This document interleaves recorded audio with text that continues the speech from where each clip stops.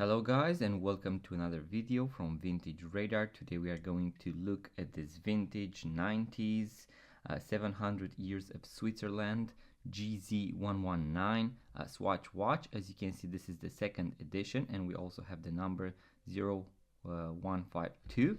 This is one watch of the four set collection that was made to commemorate 700 years of Switzerland. This is a very nice watch, as you can see, in mint condition with the original box and papers. As you can see, a very beautiful and interesting design. This particular model is called ROUGE SUR Blackout. The watch hands, as you can see, are pretty unique, something that you cannot find on other Swatch watches. So this is a very beautiful piece.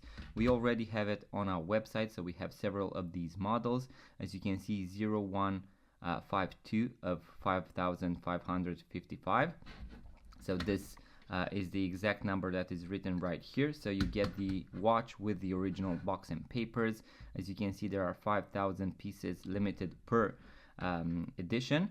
We have other editions on our website as well, and also we have the other models as well on the website, vintageradar.com, link in the description below, guys. Here are the watch hands. As you can see, you have these two red dots that rotate, so something really cool, guys.